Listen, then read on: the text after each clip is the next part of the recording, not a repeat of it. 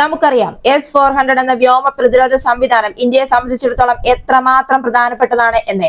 Operation സിന്ധുവിന്റെ സമയത്ത് ഏറ്റവും കൂടുതൽ ഇന്ത്യ ആശ്രയിച്ചതും ഇന്ത്യക്ക് ഏറ്റവും കൂടുതൽ വിജയം നേടിത്തന്നതും S-400 വ്യോമ പ്രതിരോധ സംവിധാനങ്ങളാണ് എന്ന റിപ്പോർട്ടുകളൊക്കെ പുറത്തു വന്നിട്ടുണ്ട്. ആകാശ് ഉപരിതല വിമാന മിസൈലുകൾ, L-17 വിമാന വിരുദ്ധ തോക്കുകൾ, തദ്ദേശീയ ഡ്രോണുകൾ തുടങ്ങി ആഭ്യന്തരമായി വികസിപ്പിച്ച പ്ലാറ്റ്ഫോമുകളുമായി പോലും S-400 വിജയകരമായി സംയോജിപ്പിക്കാൻ വരെ ഇന്ത്യക്ക് സാധിച്ചു. എന്നാൽ ഇപ്പോൾ നമ്മൾ റഷ്യയുമായി കരാറിൽ ഒപ്പുവെച്ചിരുന്ന S-400 സിസ്റ്റങ്ങൾ കറക്റ്റ് സമയത്ത് ഡെലിവറി ഇതുവരെയും നടന്നിട്ടില്ല. ഇതൊരു ചെറിയ വിഷയമല്ല. ഇന്ത്യയെ സംബന്ധിച്ചിടത്തോളം വളരെയധികം പ്രാധാന്യം അർഹിക്കുന്ന ഒരു വിഷയമാണിത്. 2018 ഇരു രാജ്യങ്ങളും തമ്മിൽ ഒപ്പുവെച്ച കരാറിന്റെ ഭാഗമായിരുന്ന S-400 മിസൈൽ പ്രതിരോധ സംവിധാനത്തിന്റെ ശേഷിക്കുന്ന 2 സ്ക്വാഡ്രണുകൾ ഇന്ത്യക്ക് നൽകുന്നത് റഷ്യ ഇപ്പോൾ പലതവണയായി വൈകിപ്പിച്ചിരിക്കുകയാണ്. നമുക്ക് എല്ലാവർക്കും അറിയാവുന്ന കാര്യമാണ്, ഈ S-400 എന്നത് ശത്രു വിമാനങ്ങളിൽ നിന്നും ക്രൂയിസ് ബാലിസ്റ്റിക് മിസൈലുകളിൽ നിന്നും സംരക്ഷിക്കുന്നതിനായി രൂപകൽപ്പന ചെയ്ത ഒരു റഷ്യൻ ദീർഘദൂര വ്യോമ പ്രതിരോധ സംവിധാനമാണ് S-400 ട്രയംഫ്.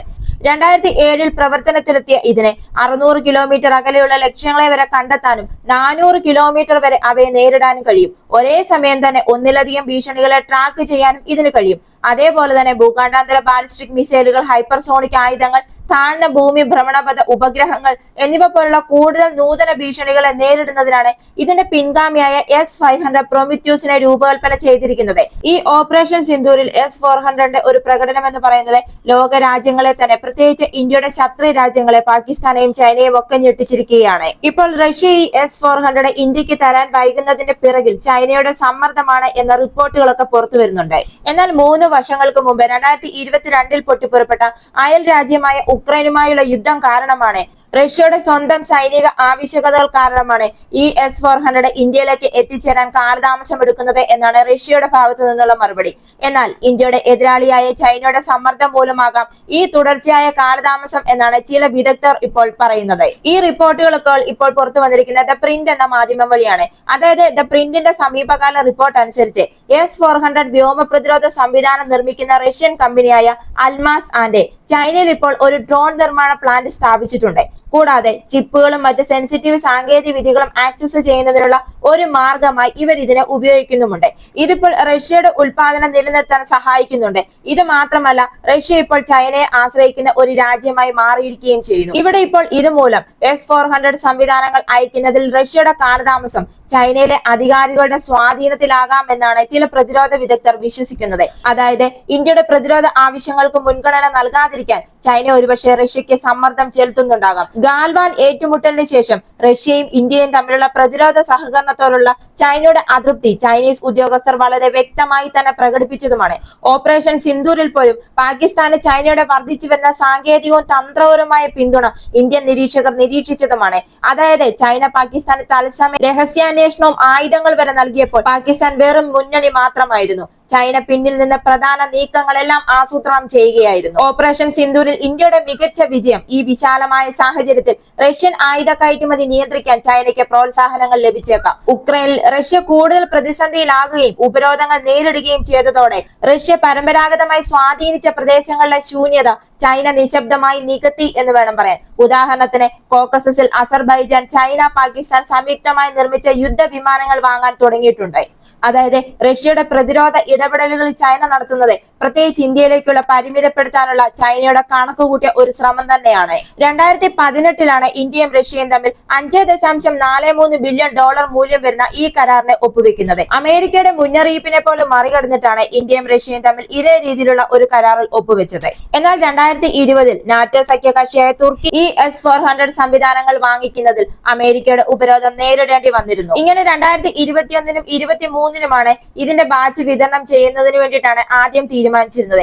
എന്നാൽ ആദ്യത്തെ 3 S-400 സിസ്റ്റങ്ങൾ 2021 അവസാനത്തോടെയാണ് ഇന്ത്യയിലേക്ക് എത്തുന്നത്.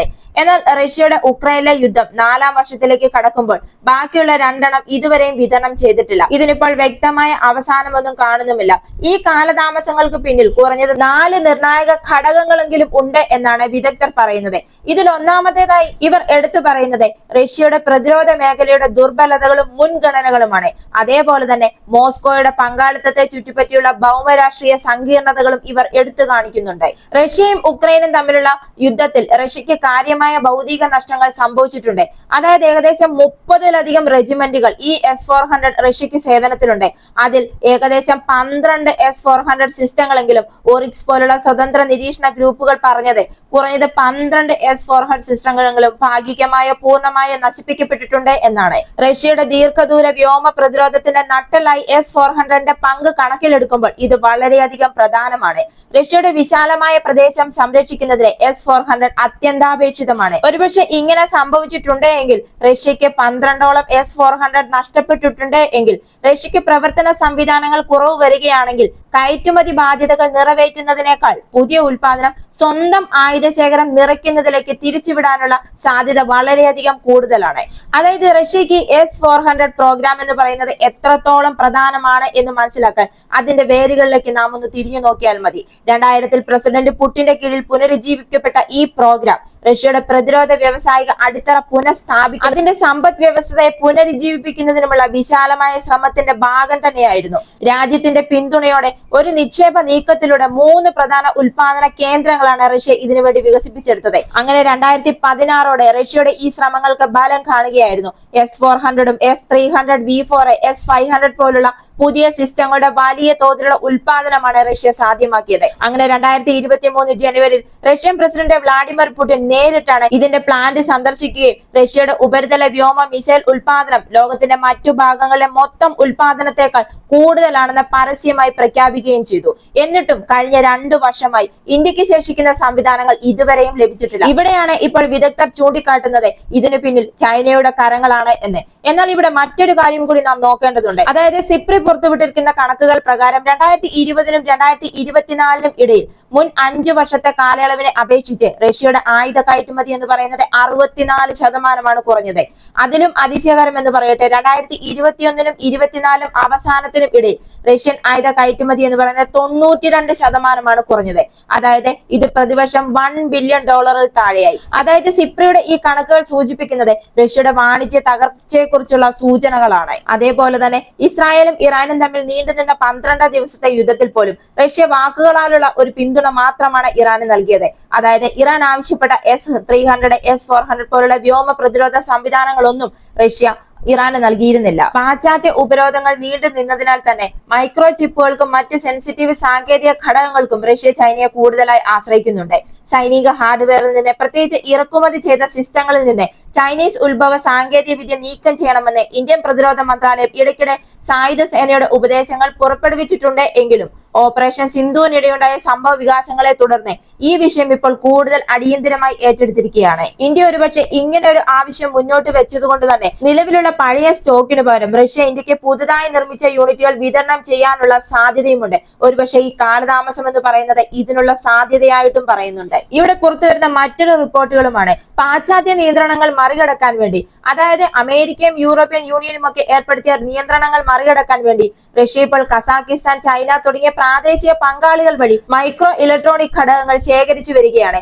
ഈ പരിഹാര മാർഗം ചില ഉൽപാദന ലൈനുകൾ സജീവമായി നിലനിർത്താൻ റഷ്യയെ സഹായിച്ചിട്ടുണ്ട്. അതായത് ഇതിൽ നിന്നെല്ലാം മനസ്സിലാകുന്നത് പ്രതിരോധ ഉൽപാദന ശേഷി നിലനിർത്തുന്നതിന് റഷ്യ ഇപ്പോൾ ചൈനയെ കൂടുതലായി ആശ്രയിക്കുന്നു എന്നതാണ്. റഷ്യയുടെ ഉൽപാദന ശൃംഖല സ്വതന്ത്രമല്ല എന്നതിന് മറ്റുള്ള തെളിവുകളുമാണ് ഉക്രൈനിൽ നശിച്ച റഷ്യൻ ഉപകരണങ്ങൾ പരിശോധിക്കുന്ന ആയുധ വിശകലന വിദഗ്ധർ പറയുന്നത്.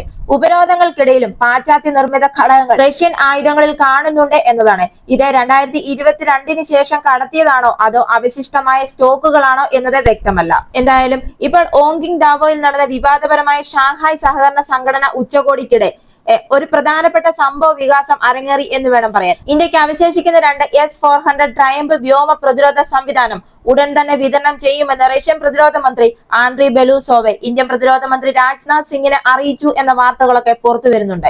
എന്നാൽ മറ്റൊരു രാജ്യത്തിനെയും അധികം ആശ്രയിക്കാതെ ഇന്ത്യയുടെ സ്വന്തം വ്യോമ പ്രതിരോധ ശേഷി കെട്ടിപ്പടുക്കുന്നതിന് വേണ്ടി പ്രൊജക്ട് കുഷ പോലുള്ള സംരംഭങ്ങളുമായി മുന്നോട്ട് പോകുന്നുമുണ്ട്.